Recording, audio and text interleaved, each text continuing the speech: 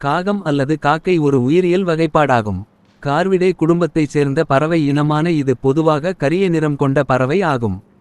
Latin மொழியில் கார்வஸ் என்ற சொல்லுக்கு பெரிய உடலமைப்பு கொண்டவை என்று பொருள். காகங்களில் 40 இனங்கள் உள்ளன. சிறிய புறா அளவிலிருந்து பெரிய ஜாக்டா எனப்படும் இனம் வரை இவற்றில் அடங்கும். இது பறவைகளில் கூடுதல் அறிவு திறன் பெற்றதாக கருதப்படுகிறது. இது மக்கள் வாழும் இடங்களில் கூட்டமாக இருந்து கொண்டு அவர்கள் வெளியிடும் குப்பைகளையும் மட்டைய வீண்பொருட்களையும் உண்டு வாழ்கிறது. இதன் காரணமாக சுற்றுப்புறச்சூழல் பாதுகாப்பில் ஒரு பங்கு வகிக்கிறது. இவற்றை மிக இலகுவாக பயிற்றுவிக்க முடியும். காகங்களை பழக்கி இலகுவாக சமூக விரோத செயல்களில் ஈடுபடுத்த முடியும் என்பதால் இவற்றை செல்லப்பறவைகளாக வளர்ப்பது சில நாடுகளில் சட்டவிரோதமானதாக அறிவித்துள்ளார்கள். காகங்களில் ஆஸ்திரேலிய, வட அமெரிக்க, ஆப்பிரிக்க, ஐரோப்பிய, ஆசிய இனங்கள் பல உள்ளன.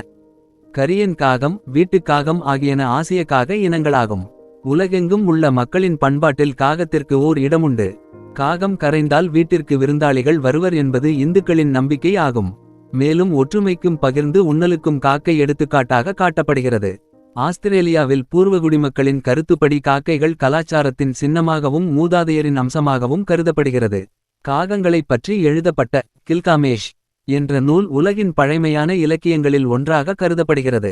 இந்நூல் மெசபடோமிய நாகரிகத்தைப் பற்றி கூறும் 5 கவிதைகள் கொண்ட இதிகாசம் ஆகும். திபெத்திய கலாச்சாரத்தில் தருமபாலா பூமியில் எடுத்துள்ள அவதாரங்களில் ஒன்றாக காகம் கருதப்படுகிறது. ஐரிஷ் புராணங்களின்படி காகங்கள் போர் மற்றும் இறப்பிற்கான மாரிகின் என்ற கடவுளாக கருதப்படுகிறது. பழம்பெரும் இந்து மத வேத தத்துவ நூலாக கருதப்படும் யோகவசிஷ்டாவில் மிக வயதான ஞானி ஒருவர் காகவடிவில் இருப்பதாக குறிப்பிடப்படுகிறார். இந்து மத நம்பிக்கையின்படி காகங்கள் மூதாதையரின் வடிவமாக கருதப்படுகிறது. அதனால் சிறப்பு நாள்களில் அமாவாசை, திதி, தீபாவளி போன்ற நாள்களில் முதலில் காக்கைக்கு உணவு படைக்கப்படுகிறது. பல வீடுகளில் காகத்திற்கு படைப்பது ஓர் அன்றாட நிகழ்வாகவும் உள்ளது. அந்த வகையில் இந்த வீடியோவில் ஒரு காகம் எந்தளவு புத்திசாலியாக நடந்து கொள்கிறது என்பதை பார்த்து கமெண்ட் பண்ணுங்க நண்பர்களே.